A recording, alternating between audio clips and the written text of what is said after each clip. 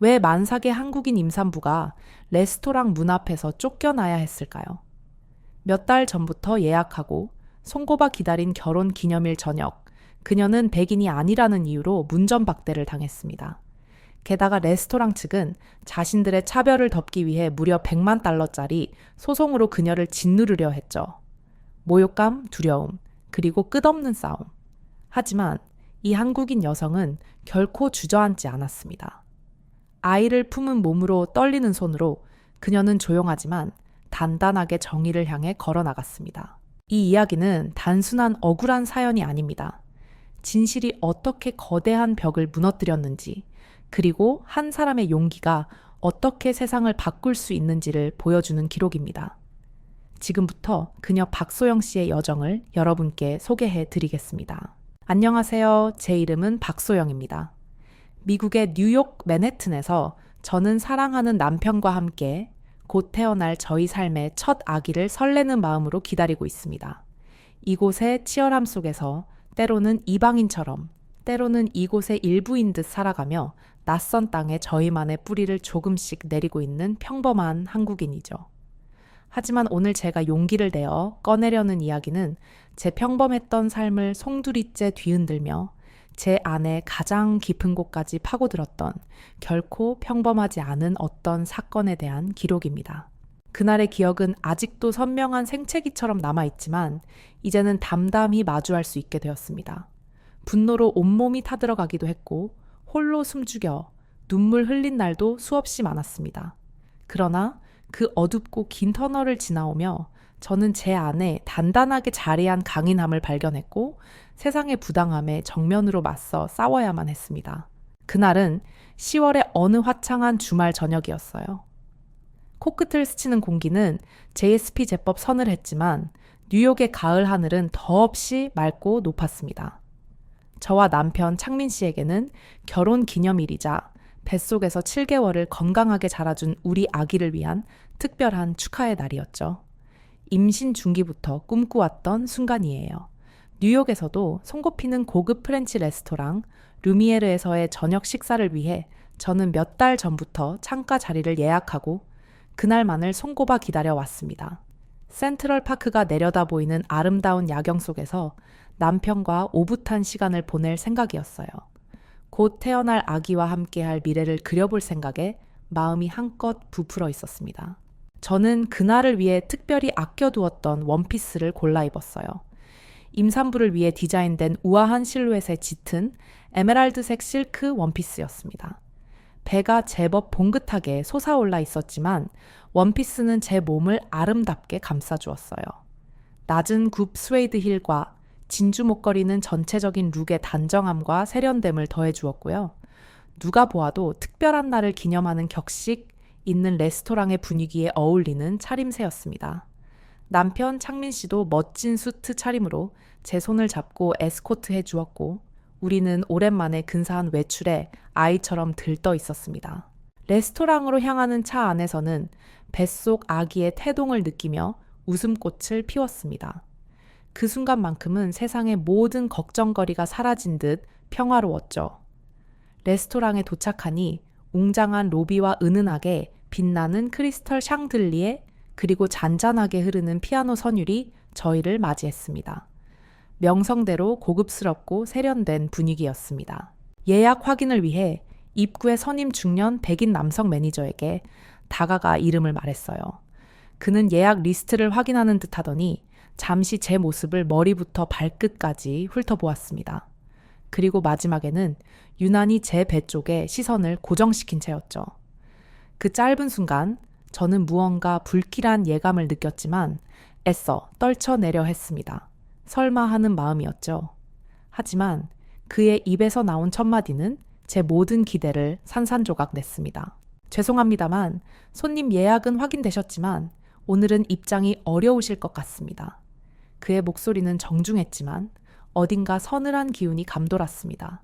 저는 순간 제 귀를 의심하며 되물었습니다. 네, 예약에 문제가 있나요? 몇 달 전에 창가 자리로 예약했고 며칠 전 확인 전화까지 받았는데요. 매니저는 여전히 딱딱한 표정을 유지한 채 말했습니다. 예약 자체는 문제가 없습니다. 다만 손님의 복장이 저희 레스토랑의 드레스 코드에 맞지 않는다고 판단됩니다. 드레스 코드요? 저는 황당함에 말문이 막혔습니다.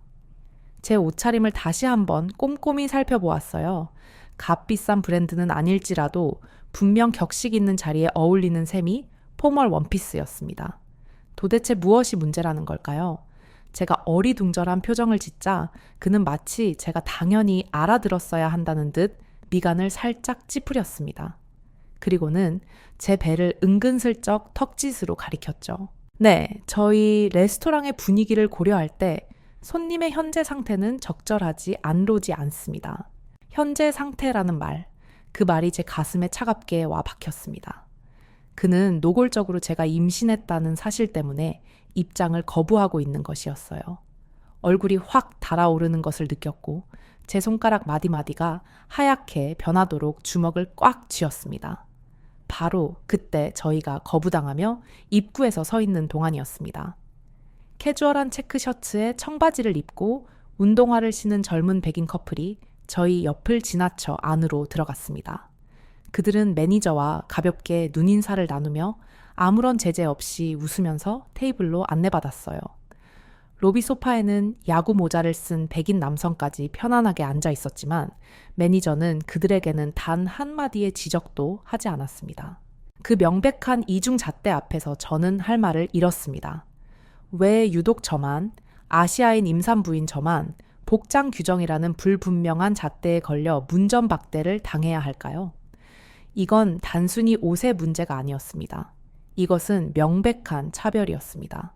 임신에 대한 차별이자 어쩌면 제가 동양인 여성이기 때문에 더 쉽게 무시해도 된다고 생각했을지도 모릅니다. 그런 종류의 복합적인 차별일지도 모른다는 불쾌한 확신이 들었습니다. 옆에 있던 남편 창민 씨의 얼굴은 이미 분노로 굳어 있었습니다.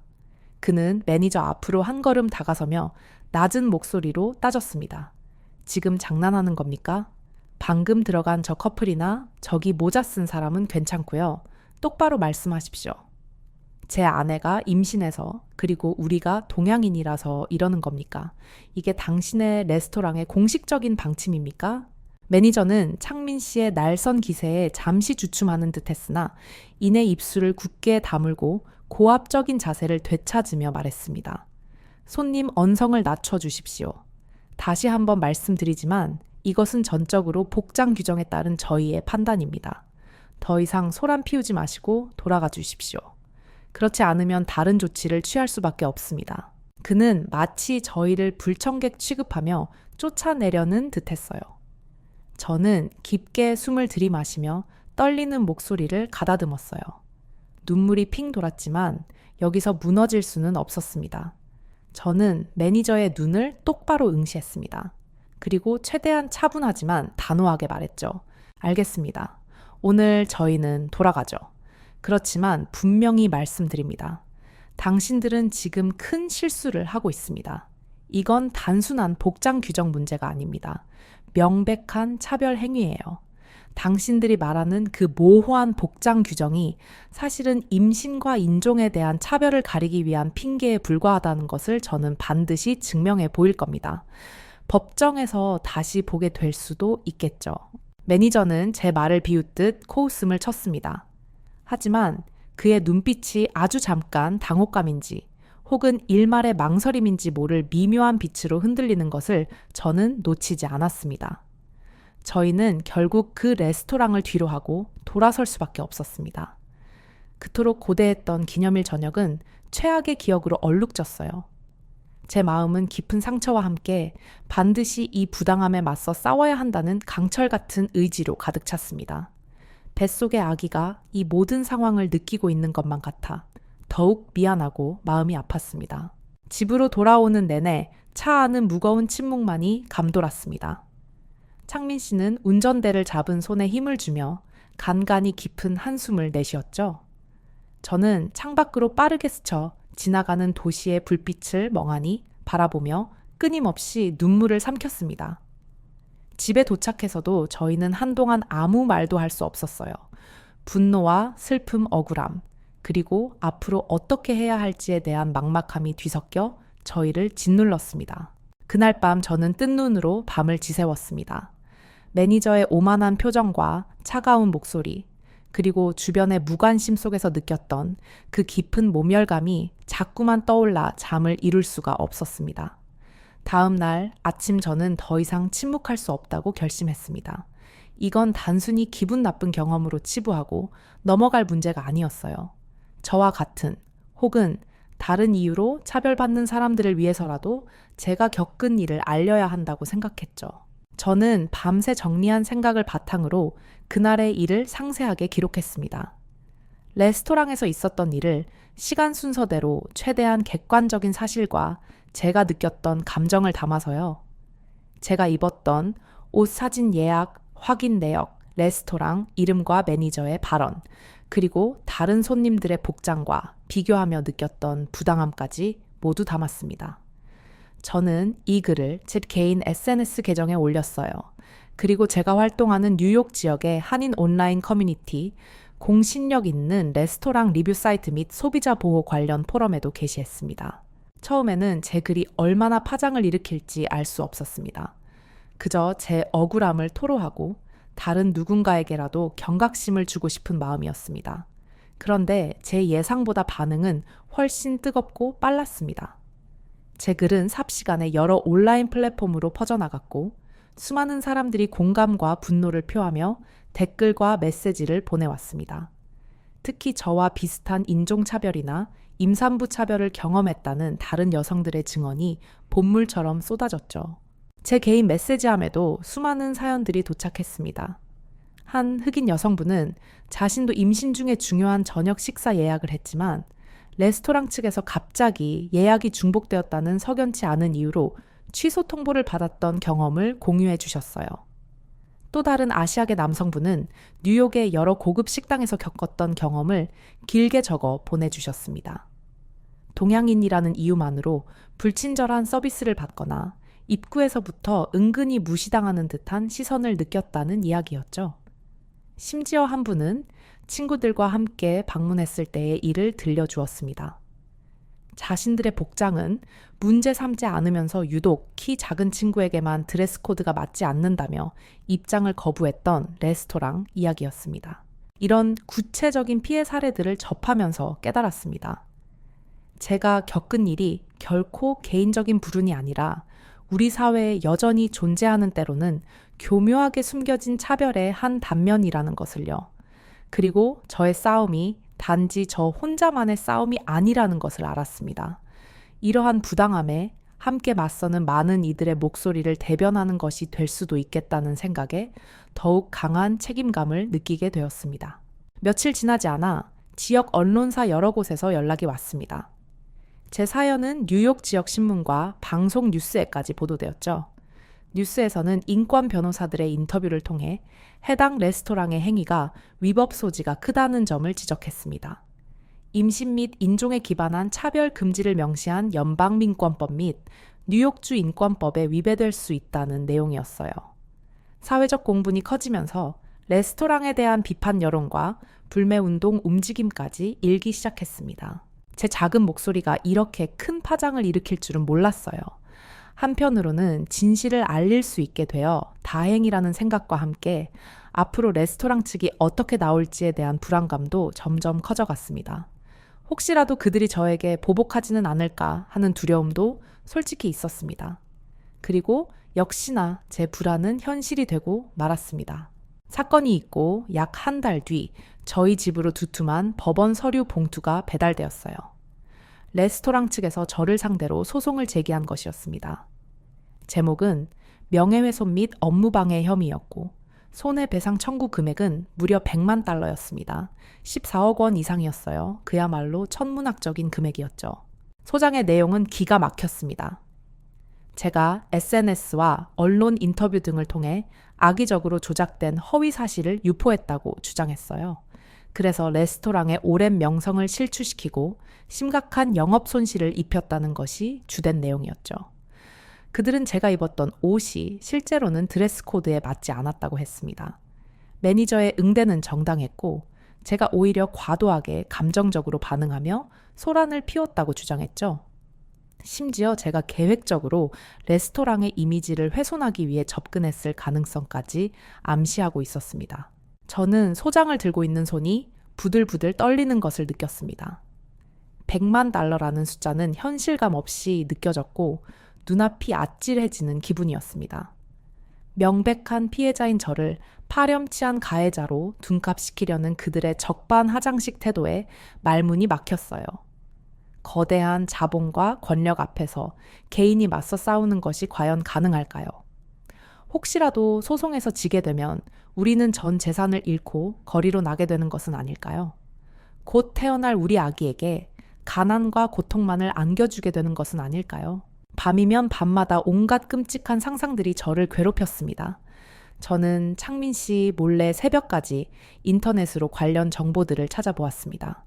명예훼손 소송, 방어 비용, 미국 파산, 신청 절차 차별, 소송 승소 확률 같은 단어들을 검색하며 남몰래 눈물을 삼키기도 했습니다.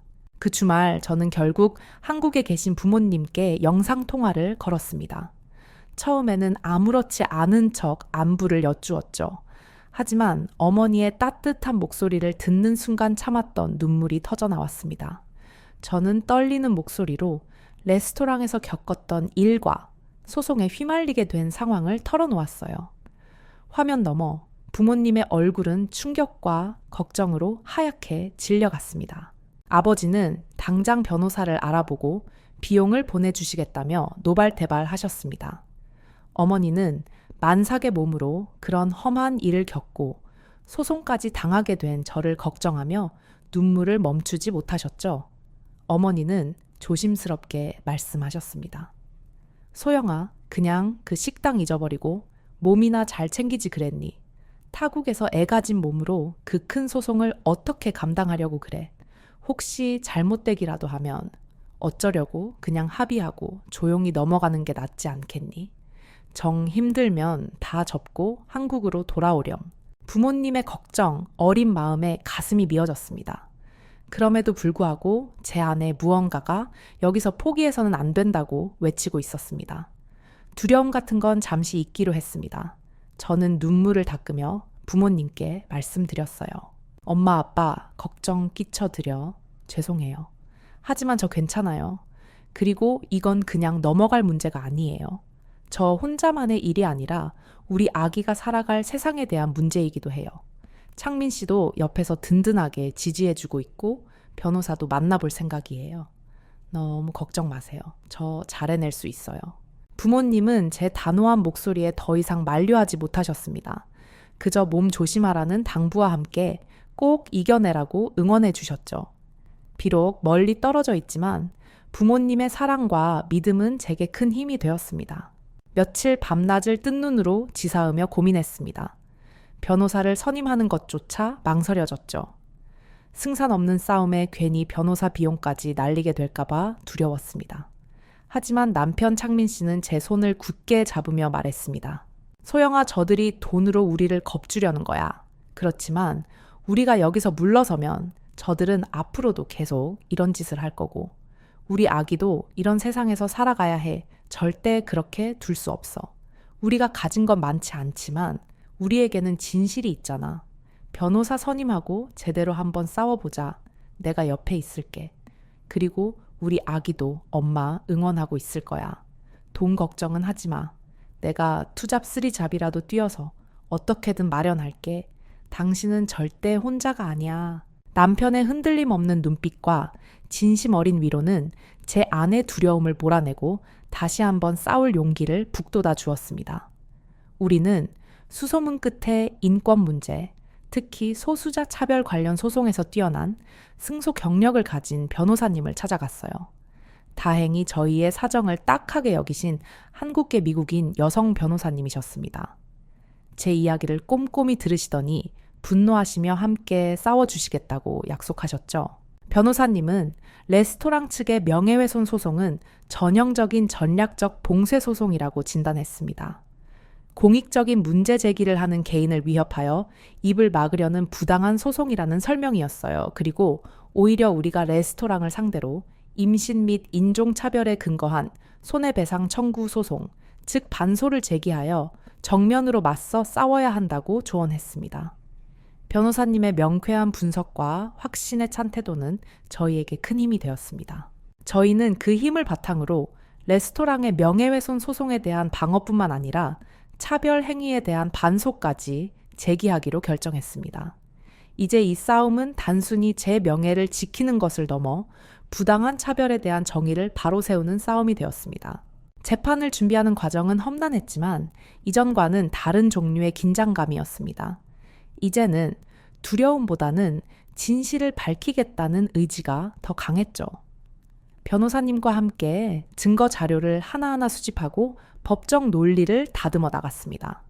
특히 레스토랑 내부 CCTV 영상 확보가 가장 큰 관건이었어요. 예상대로 레스토랑 측은 영상이 보존 기간 만료로 삭제되었다는 터무니없는 주장을 하며 제출을 거부했습니다. 하지만 저희는 포기하지 않았습니다. 변호사님은 법원에 증거 보전 신청을 하는 동시에 사건 당일 레스토랑 주변 상점들의 외부 CCTV 영상들을 확보하여 분석했습니다. 비록 레스토랑 내부 상황이 직접 찍히지는 않았지만 영상들을 통해 중요한 사실들을 객관적으로 입증할 수 있었습니다. 저희가 레스토랑에 도착한 시간, 머물렀던 시간, 그리고 저희보다 훨씬 캐주얼한 복장의 다른 손님들이 자유롭게 출입하는 모습 등이 담겨 있었죠. 또한 온라인 리뷰를 남겼던 익명의 목격자를 찾아 설득하는 과정도 쉽지 않았습니다. 그는 처음에는 신분 노출과 레스토랑 측의 보복을 두려워했어요. 하지만 변호사님의 끈질긴 설득과 신변보호 약속 끝에 용기를 내어 법정에서 증언해 주기로 결정했습니다. 그의 용기 있는 결심은 저희에게 천군만마와 같았습니다. 그 외에도 우리는 과거 레스토랑에서 차별을 경험했던 다른 피해자들의 공식 진술서를 확보했습니다. 그리고 차별 문제 전문가의 의견서를 받는 등 진실을 밝히기 위해 할 수 있는 모든 노력을 기울였습니다. 어느 날 계속되는 재판 준비와 상대 측의 압박에 지쳐 제가 변호사님 앞에서 힘없이 눈물을 보인 적이 있었습니다. 그때 변호사님은 따뜻한 차를 건네주시며 조용히 자신의 이야기를 들려주셨습니다. 소영 씨 얼마나 힘든지 저도 조금은 압니다. 제가 로스쿨을 졸업하고 처음 로펌에 들어갔을 때 파트너 변호사들은 제가 어리고 동양인 여자라는 이유만으로 제 의견을 대놓고 무시하거나 중요한 사건에서 배제하기 일쑤였어요. 마치 보이지 않는 유리벽에 계속 부딪히는 느낌이었죠. 그때 정말 많이 좌절하고 울기도 했습니다. 하지만 그 경험 때문에 제가 더 강해질 수 있었고, 그래서 지금 이렇게 인권 변호사로 일하고 있는지도 모릅니다. 우리가 지금 하는 이 싸움이요, 단순히 소영 씨 개인만을 위한 게 아닙니다. 우리 딸들이, 그리고 소영 씨 뱃속의 아기가 살아갈 세상을 조금이라도 더 나은 곳으로 만들기 위한 싸움이기도 해요. 그러니 우리 조금만 더 힘을 냅시다. 변호사님의 진심, 어린 고백과 격려는 단순한 위로를 넘어 제가 이 싸움을 계속해야 하는 이유를 다시 한번 깨닫게 해 주었습니다. 그녀에 대한 깊은 신뢰와 유대감을 느끼게 했죠. 치열한 법적 공방과 증거 수집 과정, 그리고 몇 차례의 조정 시도가 결렬된 끝에 드디어 첫 재판일이 다가왔습니다. 저는 배가 남산만하게 부른 채 굳은 표정의 남편과 변호사님의 손을 잡고 뉴욕주 지방법원 법정에 들어섰습니다. 법정 안은 생각보다 많은 방청객과 취재진으로 가득 차 있었고 숨막히는 긴장감이 감돌았습니다. 레스토랑 측 변호인단은 화려한 언변과 날카로운 논리로 저희 측장을 반박하기 시작했어요. 그들은 레스토랑이 수십 년간 뉴욕 최고의 레스토랑으로서 명성을 쌓아왔다고 강조했습니다. 엄격한 드레스 코드는 레스토랑의 품격을 유지하기 위한 정당한 조치였다고 주장했죠. 제가 입었던 옷의 재질과 디자인을 사소하게 트집 잡으며 규정 위반이라고 했고, 매니저의 응대는 규정에 따른 것이었을 뿐 차별 의도는 전혀 없었다고 강변했습니다. 또한 제가 SNS와 언론에 퍼뜨린 과장되고 감정적인 이야기 때문에 레스토랑의 예약률이 급락했다고 했습니다. 직원들이 정신적 고통을 겪고 있다며 막대한 피해를 주장했죠. 특히 상대 측 수석 변호사는 저를 증인석에 세워놓고 과거 제 개인 SNS에 올렸던 글들을 하나하나 문제 삼았습니다. 예를 들어 제가 몇 년 전 뉴욕의 교통체증에 대해 불평했던 글이나 어떤 영화에 대해 비판적인 감상평을 남겼던 글들을 끄집어냈어요. 마치 제가 평소에도 불평불만이 많고 부정적인 사람인 것처럼, 심지어는 피해 의식에 사로잡혀 세상을 바라보는 사람인 것처럼 몰아가려 했습니다. 그는 제가 이번 사건 역시 그런 저의 성향 때문에 과장하고 왜곡했을 것이라고 배심원들에게 암시하려 했습니다. 순간 제 심장이 쿵 내려앉는 듯 했습니다. 하지만 저는 변호사님의 사전 조언대로 최대한 감정을 드러내지 않았습니다.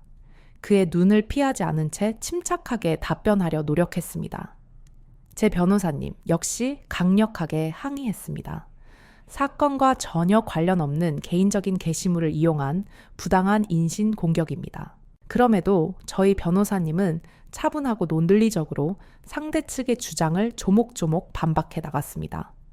우선 레스토랑 측이 명확하고 일관된 드레스 코드 규정을 문서화하여 고지한 적이 없다는 점을 지적했어요. 그리고 사건 당일 저보다 훨씬 더 캐주얼한 복장의 다른 백인 손님들은 아무런 제지 없이 출입했다는 CCTV 증거를 제시했죠.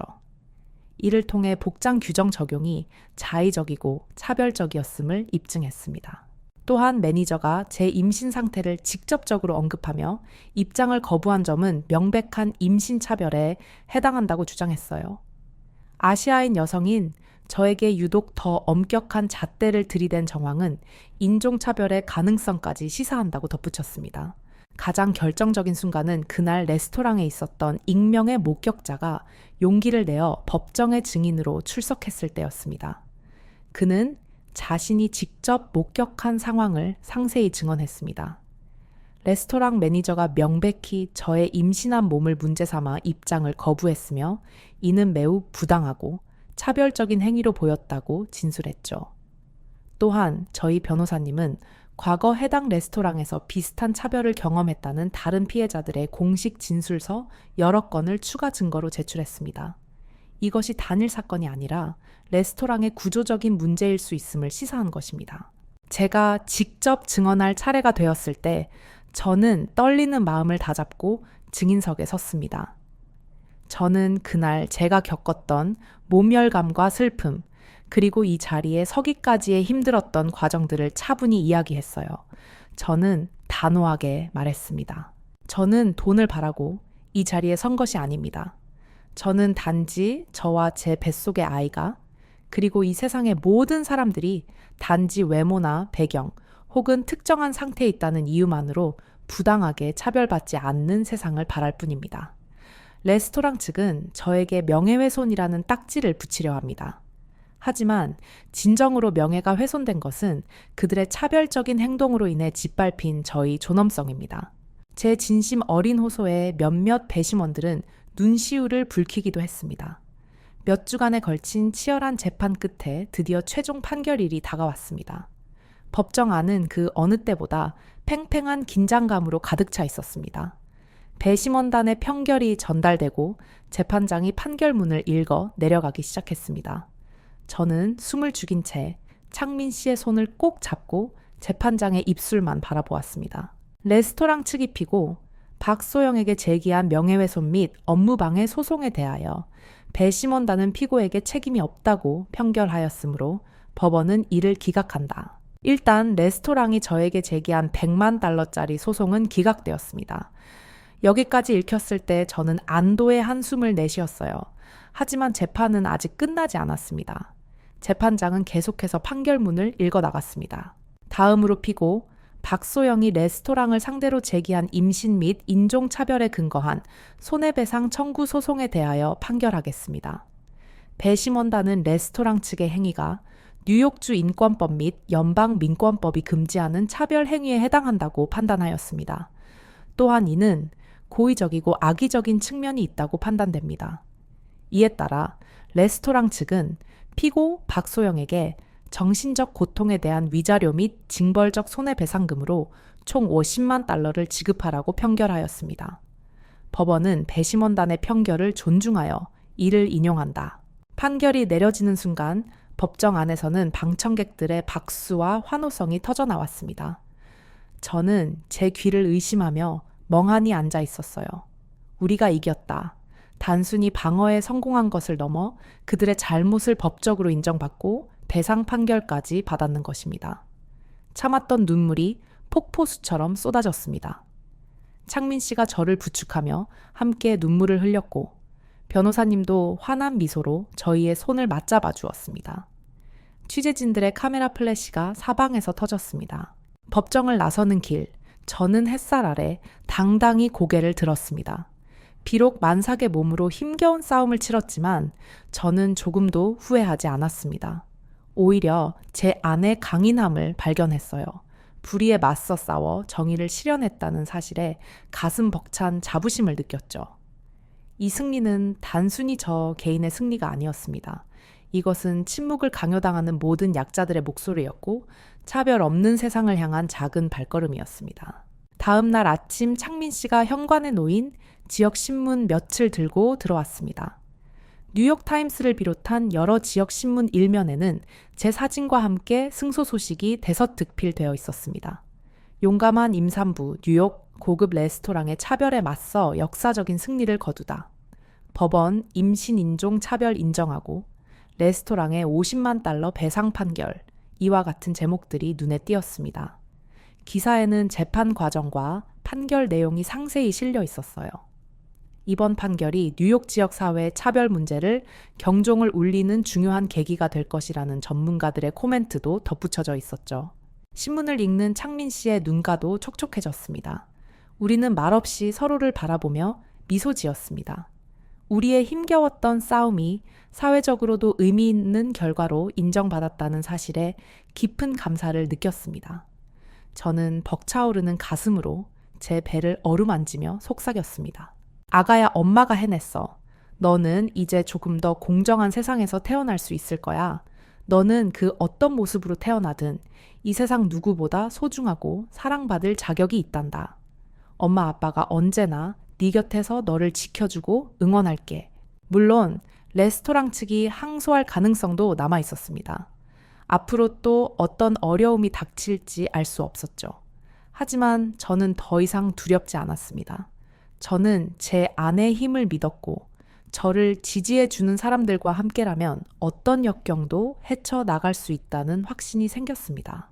뉴욕의 가을 하늘 아래 저는 한 아이의 엄마로서 그리고 당당한 한국인 여성으로서 제 삶의 새로운 장을 열 준비를 하고 있었습니다. 진실은 결코 묻히지 않으며 정의는 반드시 승리한다는 것을 저는 온몸으로 증명해냈습니다. 부디 세상에서 차별받은 모든 이들이 용기를 잃지 않기를 바랍니다. 그리고 우리 모두가 서로의 다름을 존중하며 함께 살아가는 세상을 만들어 갈 수 있기를 소망합니다. 여러분, 박소영 씨의 사연 잘 들으셨나요? 차별은 때로 아주 조용히 아주 익숙하게 우리 삶에 스며듭니다. 하지만 침묵 속에서도 누군가는 일어서야 합니다. 만삭의 몸으로 외로운 법정에선 한국인 여성 박소영 씨. 그녀는 두려움을 이겨내고 편견에 맞서 싸웠으며 결국 정의의 이름으로 세상을 조금 더 밝게 만들었습니다. 이번 승리는 단지 한 사람의 복수가 아니었습니다. 차별에 침묵하지 않는 모든 이들을 위한 희망의 신호였습니다.